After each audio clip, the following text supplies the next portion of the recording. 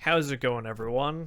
Welcome back um, to another awful time in our lives, in case it couldn't get worse. First point, second channel video. I don't want anyone to misconstrue the original video as some kind of financial advice or any kind of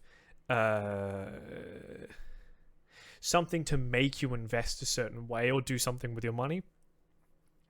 It is everything I said in it is my genuinely held belief, and I think the evidence speaks for itself. But I see no reason to. I'm not hoisting a banner or leading a movement or a charge or something.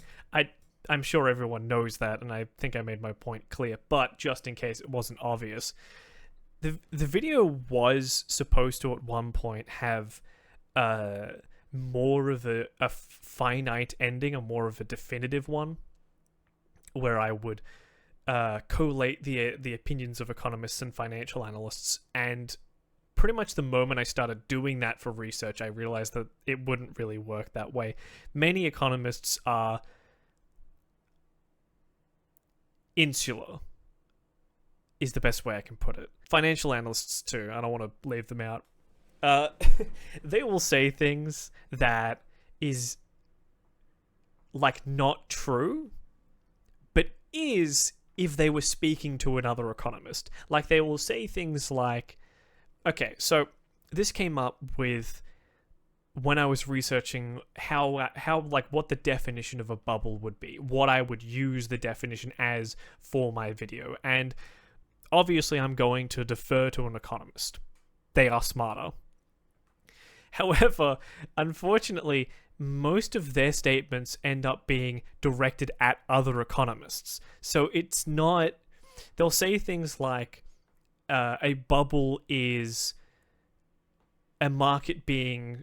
like investments being speculative, and that was the phrase that they used. But speculative is not a great term because it describes the entire stock market. People don't really invest in things they genuinely believe in. They invest in companies that they think will produce the most returns or have the highest valuation. So it's not like that kind of thing. When you're talking to a layman, that phrase doesn't make any sense. However, if an economist or a financial analyst reads that, it makes sense to them because a blue chip stock isn't speculative to them. It is like a surefire thing. They are talking about speculative in terms of the market itself. And I could describe it that way, but it would take a very long time, and it's context that I don't think it would drag a little bit in the video. So there's a lot of stuff like that where I would love to quote an economist, but there's so much context I need to give that it kind of makes it a little pointless. Beyond that, economists can just be wrong or prejudiced. It's something that is very obvious when I say it out loud, but it flew by me when I was researching this. I completely forgot that an economist can just get things wrong on purpose or by accident. So there was an anti-bubble argument that I had read, and I was going to kind of use it, maybe at least mention it slightly. And then the more I read about it and the more I decoded it and researched this guy's opinions and all that kind of stuff, I went from, ooh, maybe this is just not using all of the relevant data points, to I'm not entirely convinced he's being like genuine. I think that this guy might actually be lying for his own personal profit. So I can't really use it at all. But the gist of it was, he had his own graph based off data that is relevant, but it was essentially just the data we use currently, except specific to like company executives. So it was really just measuring whether or not people thought the market was bearish or bullish. Except instead of measuring the entire population, it was just corporate executives. This isn't that bad of a metric, but the way that he was using it was a little disingenuous because it assumes that corporate executives are always going to make the right financial decisions, which, if that were true, if they were the absolute authority on what is a good investment, bubbles wouldn't happen in the first place. And they do, so, maybe it's not the best one-use metric. The graph that he used, which I'm not going to show, I'm not going to slander the guy, just like for no reason really, but it had multiple peaks on the graph showing like when the bubbles were happening, and like the arrows pointed to two separate or to three separate bubbles or something, and all of the peaks were the same size because he wasn't using the metric in its intended purpose. Like, it was tracking recessions, not bubbles. That's what it was doing. It was tracking essentially how much corporate executives were like dumping their stock in reality is what it was doing. The worst part was the metric they used only spiked after the bubble popped. Like, it was in March and April of 2000, which isn't a good metric for if this is a bubble currently, because we know that it hasn't popped yet. That's very obvious. We just want to know when or if it will pop. And the metric that this person was using didn't do that. So, like, it looked very presentable, and I could maybe convince you that it is a well-researched argument, but I can't put it in my video in good faith because I'm not entirely convinced that it isn't just a lie. This person is also like very pro-trillionaire or pro-billionaire based off the fact that, like, hey, you know, the market keeps going up and there's a lot of people on the planet. Who's to say who gets all this money? Like, that was essentially the argument. I don't really like this person, and I'm not going to put their stuff in my video. But, like, just to remind you, you should listen to people that are, like, actually accredited, but you should always keep it in the back of your mind that sometimes they're just wrong. Like, it just happens sometimes. Weirdly enough, since I started making this video, this was supposed to be a video that like had legs for like a month or something as things kept happening. I wasn't expecting those things to happen while I was making it. Like, there's an article here on 404 on February the 5th talking about how vibe coding is like killing open source software.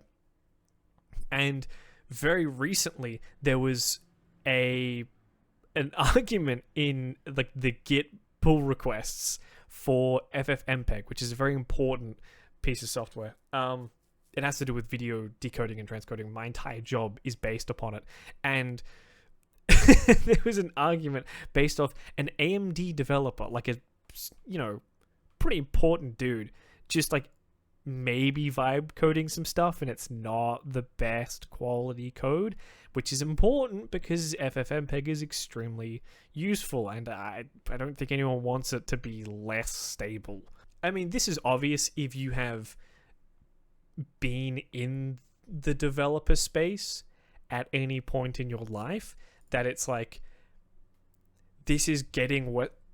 There were some things that were bad already. Script kiddies was a pejorative to describe this type of person that had no kind of curiosity or ability to learn and just kind of used templates that other people created.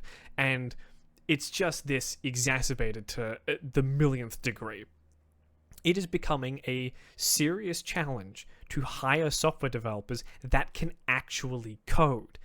It's concerning, to say the least, seeing as everything runs on code now. Like, there are Git pages for open source operating systems for like your cassette tape player.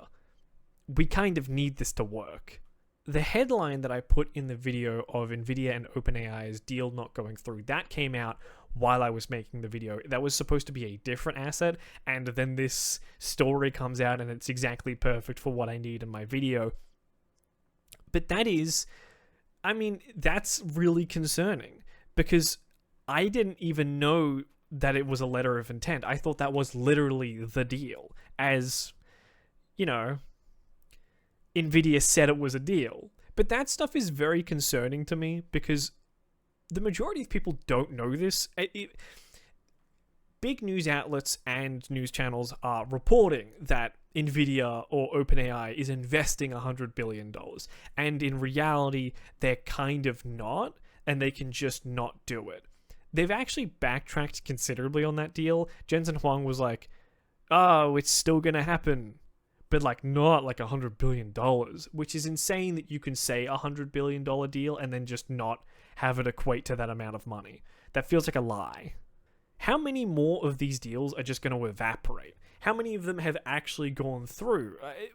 It's impossible to tell, and in turn makes it impossible to genuinely actually understand the value of these companies, because how much of their future projects are just vaporware or will be? Like, a big thing that I'm interested in that I didn't really super talk about was the actual pricing, because that has to do a lot with like demand for a product, and I just don't want to get into the blah blah.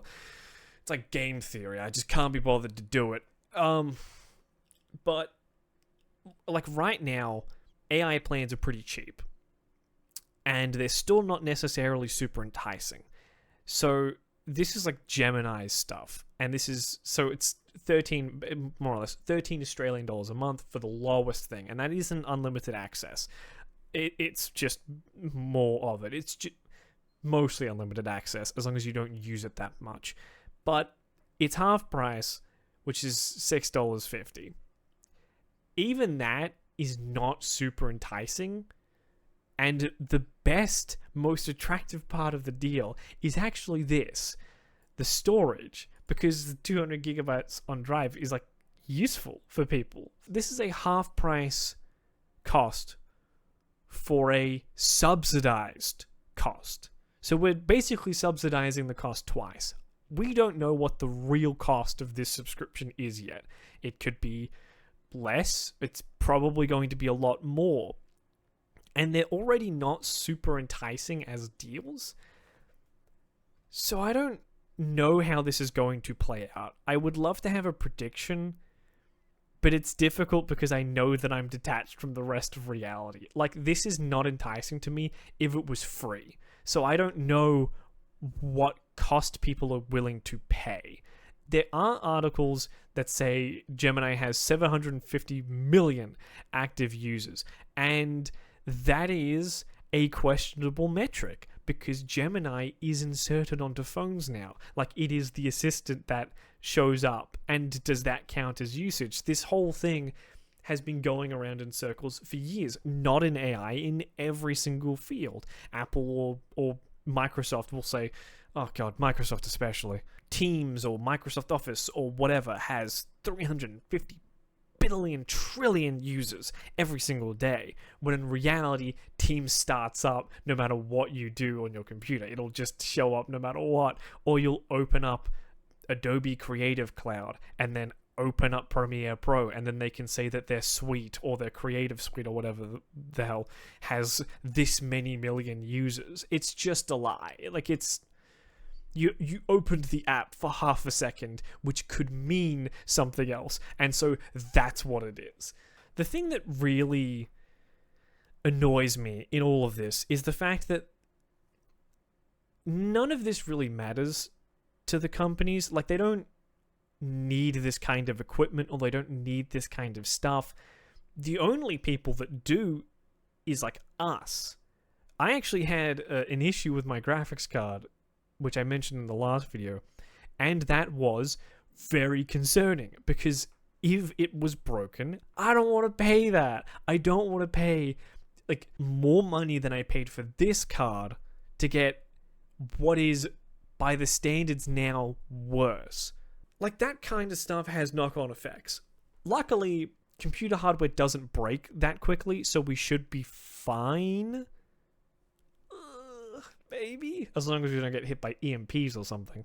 That stuff is okay, but the idea that we essentially have to sacrifice the next 3-5 years, maybe more, of updates and progress in the consumer market because these guys are just like fiddling with their toys is extremely annoying.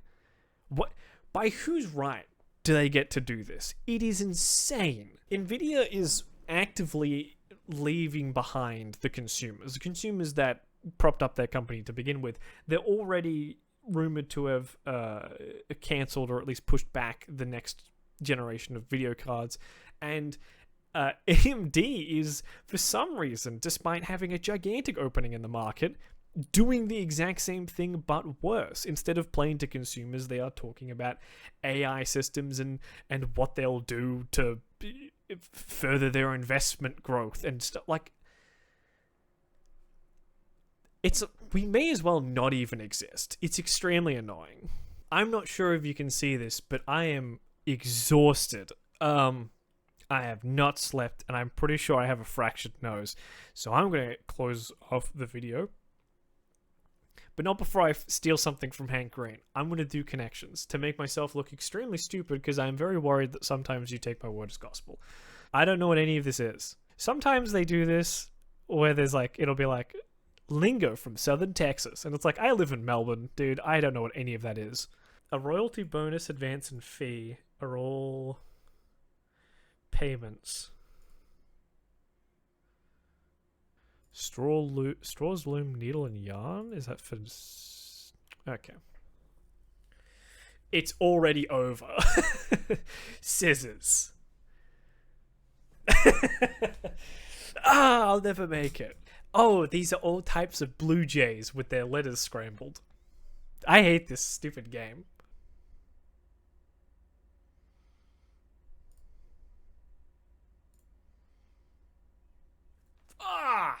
To draw near, to draw straws, to draw the line, and to draw poker. I have never heard that phrase. Draw poker is any poker variant in which each player is dealt a complete hand before the first... See, not very common in Australia. I have no idea what this is.